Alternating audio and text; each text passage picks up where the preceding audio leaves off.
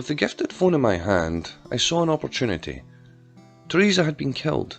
Others had no doubt lost their lives to this so-called club, but I couldn't let what happened to my wife be in vain. I would seek out the truth and expose them all. Someone within the Knock Knock Club knew who I was and was willing to help me. I didn't have time to figure out who that was. Luckily, Tabitha had left the room door unlocked. I followed the corridor to the other side of the club. I was confident I would hit a dead end quickly, but the brick walls seemed to carry on deeper and deeper into the dark depths of Knock Knock. I came to an ominous-looking grey door. Was I supposed to find Knock Knock completely lacking security, or had the one who had given me the phone ensured the doors were open? There was something they wanted me to find, something that would tell me who these headliners were. At first, I could hear a smooth male voice accompanied by a guitar and simple drum beats singing a gentle serenade. I heard other voices too, talking over the singing. Then I realised the singing was coming from speakers.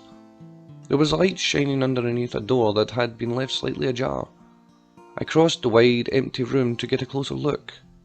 I came to a window that looked out onto the alley that ran alongside the club. I crouched down and looked out. Whoever gave me the phone, this was what they wanted me to find. Tabitha was there with Dennis and a tall man wearing all black. He had a long ponytail. His name was Marcus Penn. He was 1/3 of the Penn triplets who owned the Penn auction house. Marcus was rolling a woman onto the filthy ground. "Oh, she's wasted," Tabitha laughed. Dennis, on the other hand, didn't seem amused. "Yeah, on her booze," he said. I took out the phone and started to record. Marcus looked up with a firm grip on the woman's shoulder.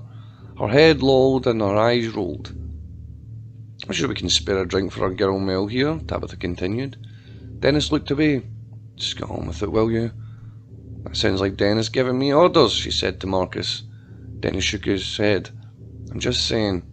Tabitha cut him off by snapping her fingers together in a shut-up gesture. "Remember, this is my club, you useless prick." "Of course," Dennis began to explain himself.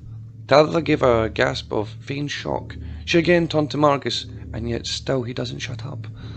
Marcus glared at Dennis with a cold stare while still clutching the young woman they called Mel. Mel gave a groan. She was trying to speak through a drunken slur. This turned Tabitha's attention from Dennis back onto her. "What's that?" she asked, approaching Mel. "Dennis is a prick?" She clasped Mel's jaw and worked her mouth like a puppeteer. "Yes, Tabitha, Dennis is a prick," she mocked. Mel's eyes rolled. Dennis arched his eyebrows, but said nothing in response. "You see," Tabitha returned to her normal voice, "she was retarded enough to walk in here with her demands, and even she knows how much of a prick you are."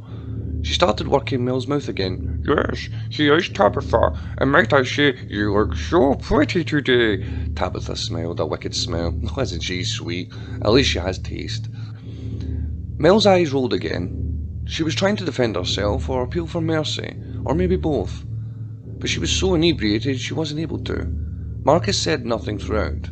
His gaze remained fixed. "Can we please just get on with this?" Dennis appealed. I sensed he was being careful not to sound too demanding. Tabitha looked to Mel. "He wants you to die. Well, isn't that just charming?" "If it were up to me, Mel, honey, I'd keep you here for the rest of your natural life, feeding you the shit straight from your own arse, but, business is business and I haven't got time for a pet." "What if we just send her back?" Dennis suggested tentatively. Tabitha disagreed. "And have the other side think they can just send people into my club and they'll walk away?" "No. They declared war on us. It's bad enough I have a fucking report of all things breathing down my neck. And I've had to drag Marcus in to oversee this mess. Now, and no. You know what? You got me all pissed now. I need a herbal tea. Are you happy? Now I'm thinking about fucking tea of all things. Marcus, handsome, do your thing."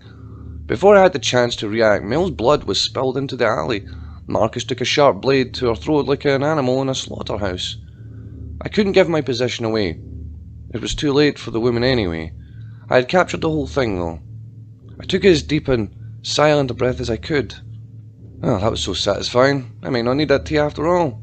"Send the head to the courthouse and remind that judge bitch I don't mess around," Tabitha was saying as I retreated back into the club. I was determined more than ever to get to the bottom of this. I had some pretty damning evidence that could see the whole place shut down, but before I did anything, I wanted to speak to someone who could shed more light on what I was dealing with.